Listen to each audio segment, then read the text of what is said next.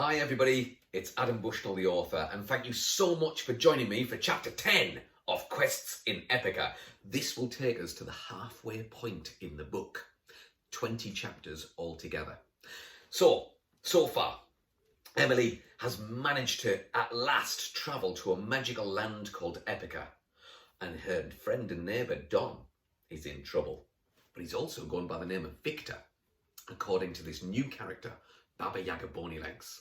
And Baba Yaga Bonylegs, the witch, is about to take Emily to go and meet the king, King Cedric Snodgrass, who lives in a very beautiful castle. I wonder how you'd feel if you were going to a castle to meet a king or queen for the very first time. Probably, however you would feel, is how Emily is feeling.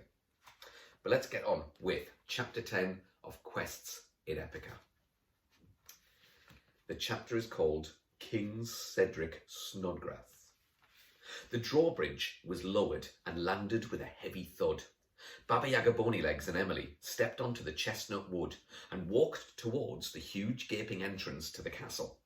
Two guards wearing silver chestplates and holding long halberds were standing to attention either side of the doorway. They clipped their heels to attention, and the witch nodded to both of them approvingly. The pair entered the palatial castle, which contained two spiral staircases. Red carpets lolled down each set of stairs like long tongues. "To the throne room!" Baba Yaga said this, then hurried Emily up the left staircase. They arrived at the top and were met by a gold-plated double door. The witch pushed this open, and the door swung grandly, revealing a massive room. A throne the size of a small planet sat in this room. A small, skinny man was sitting on it. He looked lost, like a discarded tissue upon a vast carpet in a living room. He was white, thin, and floppy. "Ah," he lisped. "Emily, I'll take it that's who you are." The witch and the girl approached the throne. Their footsteps were heavy and loud on the hard wooden floor in the high-ceilinged room. The walls were lined with onlookers, and Emily blushed. Yes," she spoke softly. "Your Majesty," she added as an afterthought. The king sat up slightly. "Well, I am King Cedric Snodgrass of Epica," he announced grandly. At this, the onlookers burst into riotous applause. The king smiled and waved royally to them. "Where's Don?" Emily interrupted.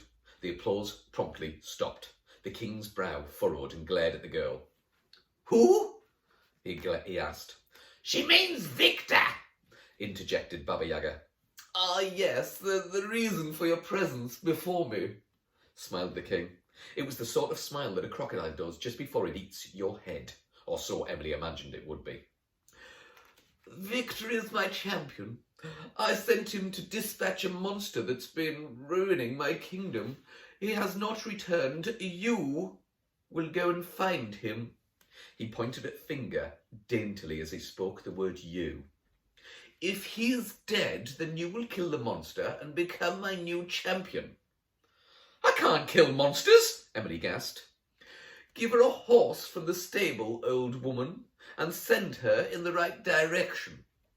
King Snodgrass gave a dismissive wave, and then the onlookers gathered around him, complimenting on his wisdom and his wit.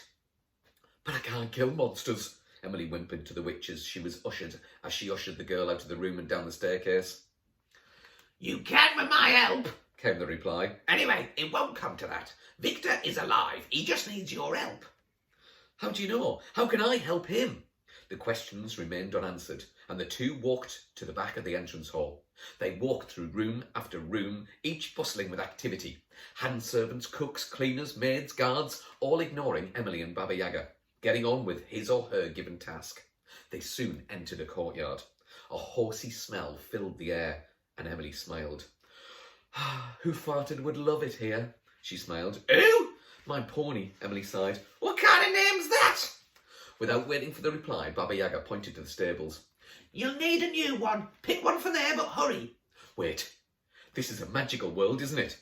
The witch nodded. Is there? Emily's eyes went all misty and wide. "Is there a unicorn in there?" "No." The girl looked disappointed. "But there is somewhere around here. We might see it later." Emily gasped and skipped towards the stables. There were 2 rows, each side filled with magnificent mares and stunning stallions. She couldn't believe how beautiful they all were. Chestnut browns, obsidian black, cloud white, each in perfect health. Pacing the entire length, she came to the walled end. There was a pile of straw on the floor. A billy goat was sitting on it. He looked up and blinked at the girl. She rubbed his hairy chin and then stroked his hairy head and turned to examine the horses once more.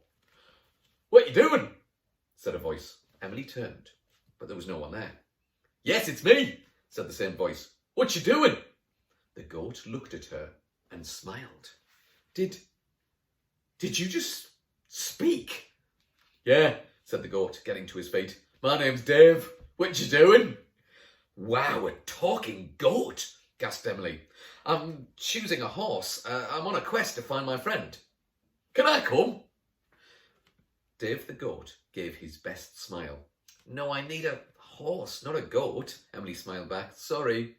"Please." Emily looked thoughtful for a moment and held her chin in one hand.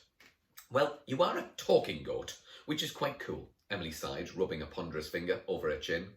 Dave's eyes widened. "Oh, all right then," laughed Emily. "Yes!" Dave jumped for joy. "My first ever quest." And that's the end of Quests in Epica. Lots of new character in that chapter 10. It's not the end of the book, by the way, just the end of the chapter. Dave the goat. Dave a talking goat. I wonder if you could have any talking animal to accompany you on a quest. What would you choose? Would you long for a unicorn like Emily? Or would you like it to be a talking dog? Or a talking fish? Or a talking tiger? Or a talking tortoise? It could be anything at all.